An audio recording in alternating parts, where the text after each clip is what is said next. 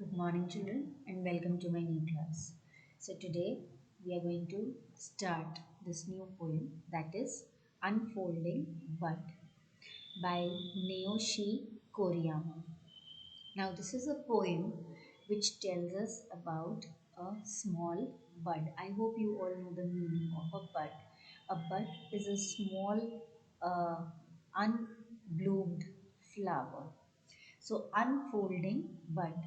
How beautifully the poet here relates this bud to a poem.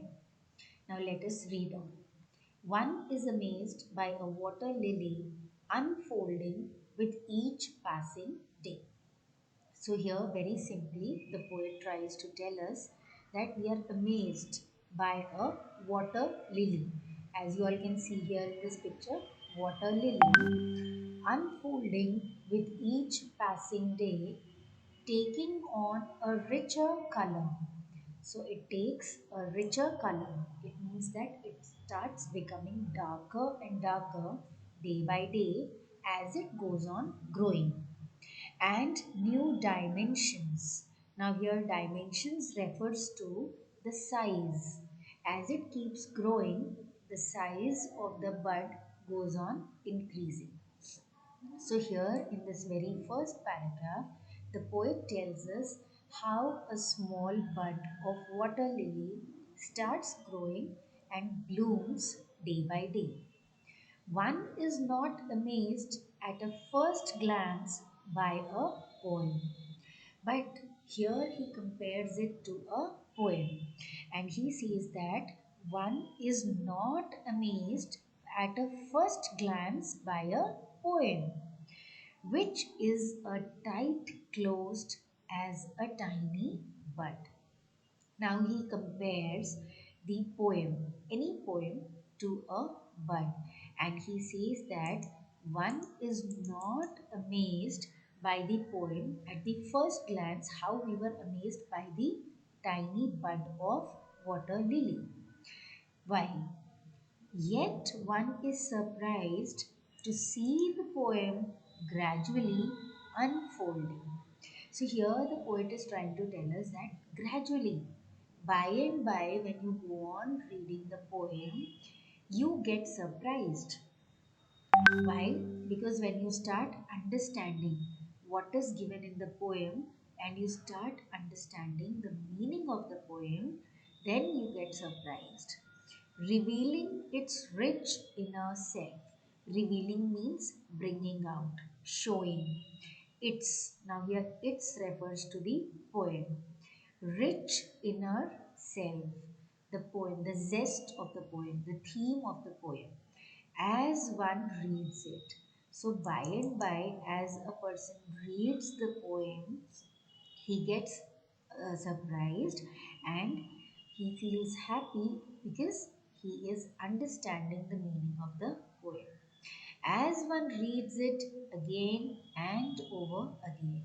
So, here the poet is trying to tell us that in order to understand the poem, what you have to do is you have to read it again and again. It is not like looking at the water lily. By just looking at the water lily, you get amazed and you feel happy. But for reading a poem and understanding it, what you need to do is you have to read it again and again. So I hope that this is clear to you and you should be able to answer all simple questions which are based on this. Especially you will have to learn the name of the poet also. Okay, so I hope you have understood it. Okay, children. So now we would be starting the last chapter for this term, that is the Narayanpur incident. This is basically an extract from the Narayanpur incident by Shashi Deshpande. Now, this is something which is related to the Quit India movement, which we all know about, a very famous movement where the whole country came together under the guidance of Mahatma Gandhi, the father of the nation, to get the freedom for the country. Now let us read it. 8th August 1942, the Quit India movement begins. Babu and Manju suddenly find themselves part of all this when their schools close down and their father is put behind bars. What do you mean by behind bars? Behind bars means he was put in the jail. Their brother Mohan becomes involved in the movement, and the rest of the family moves to the small town of Narayanpur. Now, here we have come across some characters like Babu, Manju, and Mohan. But now Mohan has turned up in Narayanpur with his friend Suman, and the Quit India movement has gained momentum. Gained momentum means the movement has become very fierce. People have started participating in it. Babu decides to watch a procession that Mohan is taking part in and takes Manju with him. Their mother does not know about their plan, so the children leave the key to their house with their neighbor Ramabai. Read on to find out what happens. Now let us read on. Now, said Manju impatiently, tell me where we are going. To watch a procession, walk fast, we may be late. Now, what do you mean by a procession? A procession means a long or a huge, what do you say, where gathering of people, where they're demonstrating something. What procession? What procession? Where? You sound just like Ramabai, said Babu. Now, just now we have read who is Ramabai is the neighbor. Did she give you a quick lesson? So, here this is just a small joke. Okay. Oh, be quiet about Ramabai. Tell me, Babu, what procession? So, she wants to know what procession Babu is talking about. The college students are taking out a procession from their college to the collector's office. Mohan told me we could watch. He says it is going to be peaceful. So it is going to be a peaceful demonstration or a procession.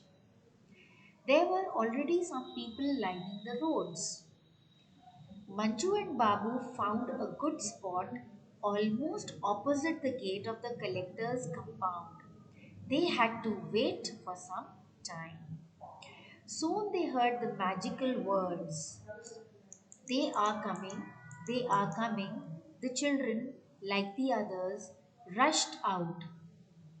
Policemen appeared all along the road. Some of them walked in front.